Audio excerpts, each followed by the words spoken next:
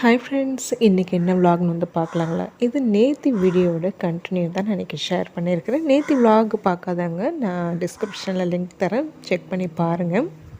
நேத்தி வீடியோவில் வந்து கீழே வந்து நம்ம அந்த செடியெலாம் வச்சுருக்கிற இடம்லாம் க்ளீன் பண்ணலைங்களா, அதுதான் வந்து நான் ஷேர் பண்ணியிருந்தேன்.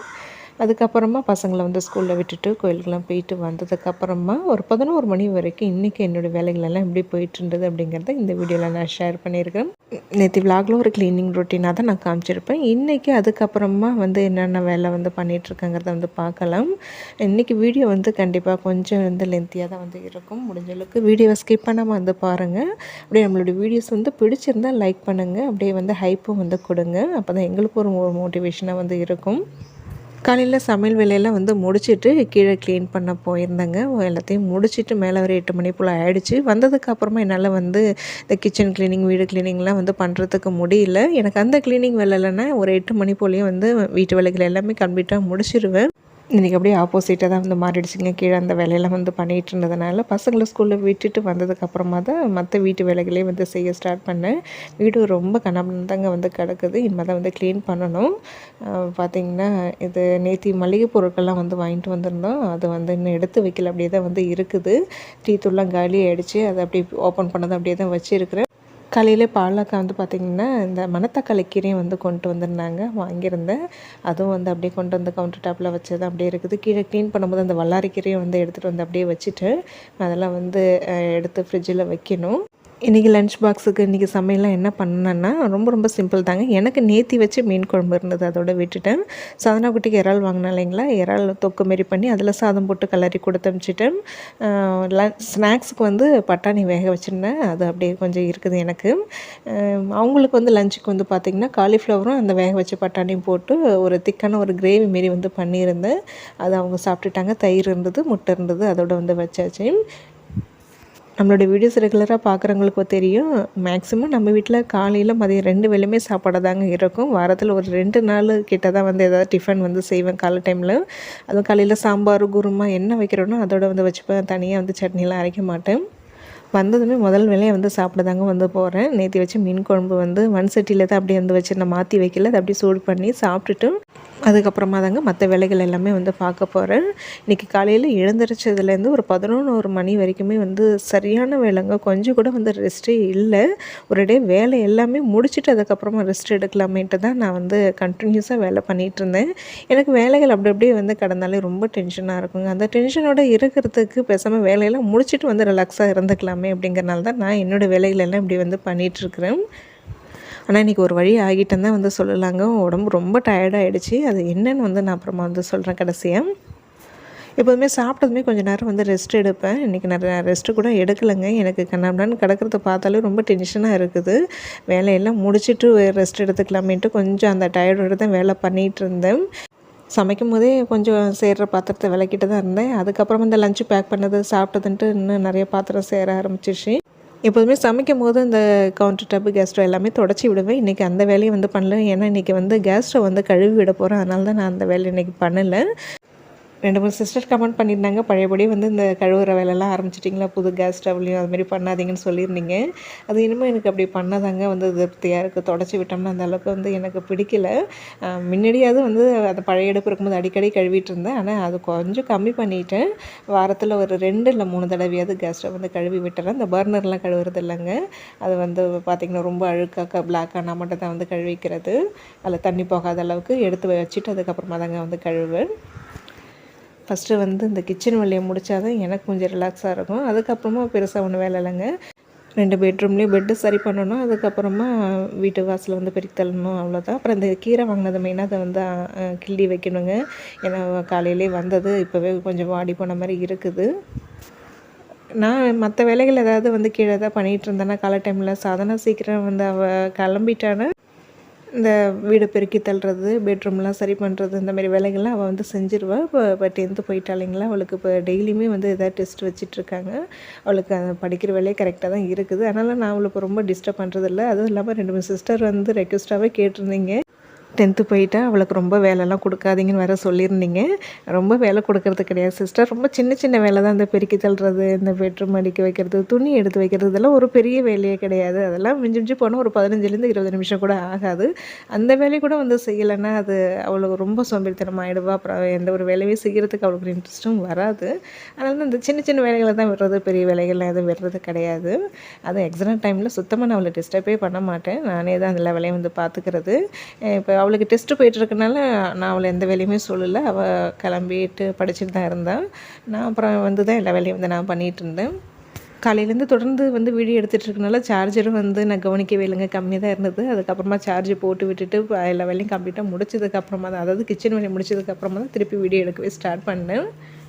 இன்னும் என்னென்ன வேலை இருக்குதுன்னு பார்த்தீங்கன்னா, மிஷினில் துணி போட்டிருந்தது இருக்குது, அதை காய வைக்கணும், வீடு வாசலில் பெருக்கி தள்ளணும், இந்த கீரை வந்து கிள்ளணும், அதுக்கப்புறம் மருதாணி வந்து காலையில் வந்து பிரிச்சல எங்களோட ஃப்ரெண்டு கேட்டாங்கன்னு சொல்லிட்டு அதை அப்படியே வந்து ஒடிச்சு தான் எடுத்துகிட்டு வந்தேன். அதை அப்படியே கொண்டு போய் கொடுக்க முடியாது, அது வந்து உருவி கொண்டு போய் கொடுக்கணும்.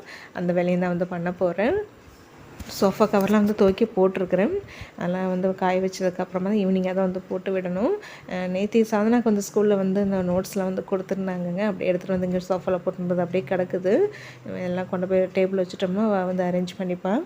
ரெகுலர் க்ளீனிங் ரொட்டீன்லாம் வந்து இருக்குது. இந்த தொடர்ந்து 3 நாளாகவே நம்ம இந்த கீழே க்ளீன் பண்ணிகிட்டே இருக்கிறனால இந்த ரெகுலர் க்ளீனிங் ரொட்டீன்லாம் என்னால் பண்ண முடியல. சோஃபாலாம் வந்து க்ளீன் பண்ணணும், ரொம்ப டயர்டாக இருக்குது. ஒரு 2-3 நாளைக்கு நல்லா ரெஸ்ட் எடுத்துகிட்டு அதுக்கப்புறமா தான் இந்த மற்ற க்ளீனிங் வேலையெல்லாம் வந்து ஸ்டார்ட் பண்ணணும். 2 ரூமில் இருக்கிற ஷெல்ஃபில் இருக்கிற ட்ரெஸ்லாம் கொஞ்சம் கண்ணாமண்ணான்னு தான் இருக்குது, அதை அடுக்கி வைக்கணும். அப்புறம் டிவி ஸ்டாண்டு, ஃப்ரிட்ஜை க்ளீன் பண்ணணும், ட்ரெஸ்ஸிங் டேபிள் ஃபுல்லாக கொஞ்சம் அரேஞ்ச் பண்ணணும். இதுமாரி ஏகப்பட்ட ரொட்டீன்லாம் இருக்குது. அதெல்லாம் வந்து அப்புறமா பொறுமையாக ஒவ்வொரு நாளைக்கே வந்து பார்த்துக்கலான்ட்டு வந்து இருக்கிறேன். ஹவுஸ் ஒய்ஃபுக்கு எப்போதுமே வந்து வேலைகள் இருந்துக்கிட்டே தாங்க இருக்கும், ரெஸ்ட்டே இருக்காது நமக்கு. சுத்தமாக வேலைக்கு போகிற பெண்களுக்கு சொல்லவே தேவையில்லை, வேலைக்கும் போயிட்டு வந்து வீட்டு வேலையும் வந்து பார்க்குற மாதிரி தான் இருக்கும். எந்த ஒரு வேலைகள் இருந்தாலுமே அதை நம்ம பிளான் பண்ணி பண்ணுறதுல தாங்க வந்து இருக்குது. நான் எப்போதுமே ஒரு பிளானிங் போட்டு தான் என்னுடைய க்ளீனிங் வேலையாக இருந்ததும் மற்ற எந்த வேலையாக இருந்தாலும் வந்து நான் செய்வேன்.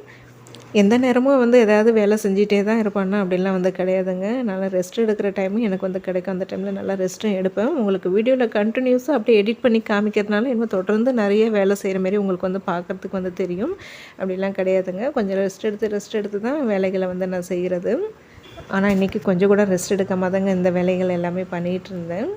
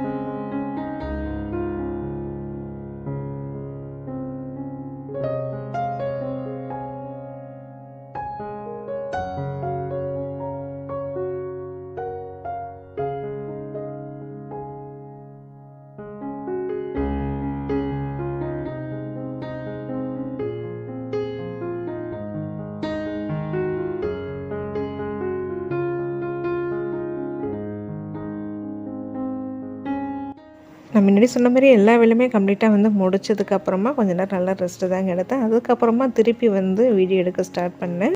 இந்த மாதத்துக்கு தேவையான மளிகை பொருட்கள் வந்து ஒரு 3/4 வந்து பார்த்திங்கன்னா டிமார்ட்லேயே வந்து முடிச்சாச்சு. மீது அப்புறம் ரெகுலராக வாங்குகிற கடையில் வந்து வாங்கிட்டு வந்துடணும். டிமார்ட்டில் வாங்கிட்டு வந்தது மட்டும் நான் வீடியோ எடுத்துகிட்டு இருந்தேன். உங்களுக்கு அது வந்து கண்டிப்பாக நாளைக்கு இல்லை நாளன்னைக்கு அதை வந்து நான் ஷேர் பண்ணுறேன் என்னென்ன வாங்கியிருக்கிறேன் அப்படிங்கிறது. அப்புறம் நமக்கு ரெகுலராக வரக்கூடிய கமெண்ட்டில் வந்து பார்த்திங்கன்னா, நீங்கள் மளிகை பொருளுக்கு எவ்வளோ செலவு பண்ணுறீங்க? ஸ்நாக்ஸுக்கு தனியாவா? இல்லை அது மளிகை பொருள்லேயே வந்து கணக்கு வருமா? நீங்கள் எந்தெந்த விஷயத்தில் சிக்கனமாக இருக்கீங்க? இதெல்லாம் வந்து ஷேர் பண்ணால் எங்களுக்கும் ரொம்ப யூஸ்ஃபுல்லாக வந்து இருக்குமே அப்படின்னு வந்து சொல்கிறீங்க. கண்டிப்பாக முடிஞ்ச அளவுக்கு வந்து கூடிய சீக்கிரம் போடுறதுக்கு ட்ரை பண்ணுறேன்.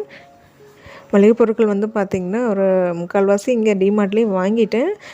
கொஞ்சம் திங்ஸ் வந்து வண்டியிலேயே வச்சுருந்தேங்க. நேற்று எடுத்துகிட்டு வரவேல மறந்து போச்சு. இதை எடுத்து வச்சுட்டு இருக்கும்போது தான் வண்டியில் வேறு திங்ஸ் இருக்குதுன்ட்டு அதை எடுக்க வரும்போது கீழே மாடு வேறு நின்றுட்டு இருந்தது. காலையிலேருந்து மாடு வரல. மாட்டுக்கு வந்து இந்த சாப்பாடு வடித்த கஞ்சி தண்ணி வந்து வச்சுருந்தேன். மேலே தான் வச்சுருந்தேன் அது. இதை கொண்டு போய் மேலே வச்சுட்டு திருப்பி அந்த கஞ்சி தண்ணி எடுத்துகிட்டு வந்து மாட்டுக்கு அந்த தீவனம் போட்டு வைக்கும்போது பார்த்திங்கன்னா, நம்ம சில்கியோட தங்கச்சி அது எங்கே போயிருந்ததுன்னு தெரியல. திடீர்னு அது வந்து உட்காந்துருந்தது. அதுக்கும் தனியாக சாப்பாடு எடுத்து வச்சுருந்தேன். அந்த மீன் குழம்பு சாப்பிட்டு அந்த சட்டியில் சாதம் போட்டு பரட்டி எடுத்து வச்சுருந்தேன்.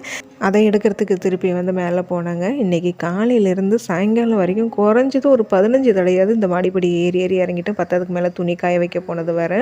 காலையில் இந்த க்ளீனிங் வேலை பண்ணது, கை வலி, உடம்பு வலி, பத்தாவதுக்கு இந்த இத்தனை வாட்டி மேலே ஏறி ஏறி இறங்குது வர உடம்பு அடிச்சு போட்ட மாதிரி ஆகிடுச்சிங்க. அன்றைக்கி உண்மையிலே வந்து ரொம்ப டயர்டாகிட்டேன். என்னால் வந்து சுத்தமாக முடியவே இல்லை அன்றைக்கி. எதனால் அத்தனை தடவை ஏறி இறங்குனா, இடையில வந்து பார்த்திங்கன்னா நான் அந்த வீடியோலாம் எடுத்து முடிச்சுட்டு கொஞ்சம் நேரம் வந்து டிவி பார்த்துட்டு அப்படியே ரெஸ்ட் எடுத்துகிட்டு இருக்கும்போது குரங்கு வர வந்துச்சுங்க. குரங்குக்கு தீனி கொடுத்துட்டு இருந்தேன். பத்தாவதுக்கு இன்னும் நிறைய குரங்கு வந்துடுச்சு. அது என்ன பண்ணிடுச்சுன்னா, இந்த கீழே இந்த வாளியில் தீனி வச்சுருக்கேன் இல்லைங்களா, அப்படியே தலைக்கீழே கவுத்து எல்லாத்தையும் கொட்டி வச்சிருச்சுங்க. அது திருப்பி எல்லாத்தையும் வாரி அள்ளி கொட்டி மேலே கல் வச்சுட்டு வந்தேன். தொடர்ந்து அதேமாரி ஒரு 3 தடங்க அந்த வாளியை கவுத்து கவுத்து விட்டுடுச்சு. அது அத்தனை வாட்டி இறங்கி வந்து அதை அள்ளி போட்டு கூட்டி தள்ளுறதுக்குள்ளே உண்மையிலே வந்து என்னால் முடியவே இல்லை.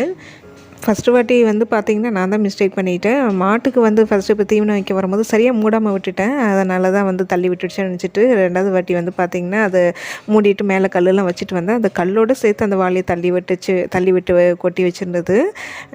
இதுமாரி தாங்க ரொம்ப வந்தாங்கன்னா ஒரு அநியாயம் பண்ணிட்டு போயிடுறாங்க. நான் ஒவ்வொரு தடவை விரட்டி விட்டாலுமே திருப்பி வந்து அந்த வாளியை கவுத்து விட்டுட்டு தான் இருந்ததுங்க. அப்புறம் அது வேலைக்கு ஆகாதுன்ட்டு அதை அப்புறம் திருப்பி வந்து கடைசியாக கொண்டு போய் வீட்டு உள்ளே வந்து வச்சுட்டேன். குரங்கெலாம் போனதுக்கப்புறமா தான் அதுக்கப்புறம் வெளியில் வராண்டாவில் கொண்டு வந்து வச்சேன்.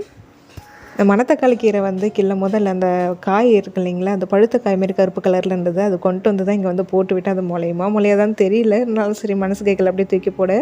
அது வெளியில் போடுறதுக்கு குப்பையில் போடுறதுக்கு இங்கே வந்து அது போட்டு விடுவோம், முளையிட்டுமேட்டு அதை தான் போட்டு விட்டுட்டு இருந்தேன்.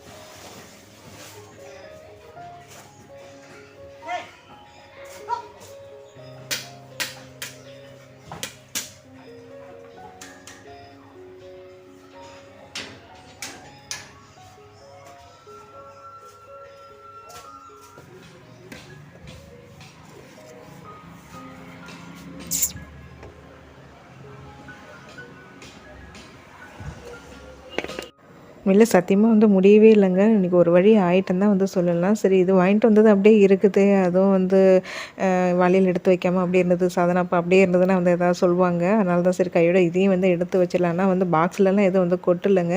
அப்படியே வந்து தனித்தனியாக வாளியில் பிரித்து எடுத்து வச்சுட்டு தான் இருந்தேன். எடுத்து வச்சுட்டு கடைசி ஒரு தடவை பெருக்கி விட்டுட்டு அதுக்கப்புறமா நல்லா ரெஸ்ட்டு தாங்க எடுத்தேன். இன்றைக்கி விலாக் வந்து நான் இதை தான் வந்து ஷேர் பண்ணியிருக்கிறேன். கண்டிப்பாக உங்களுக்கு இந்த வீடியோ வந்து பிடிச்சிருக்கும்னு நினைக்கிறேன். பிடிச்சிருந்தால் லைக் பண்ணுங்கள். நாளைக்கு வந்து பார்த்திங்கன்னா இன்னொரு இன்ட்ரெஸ்டிங்கான ஒரு விலாகில் வந்து பார்க்கலாம்.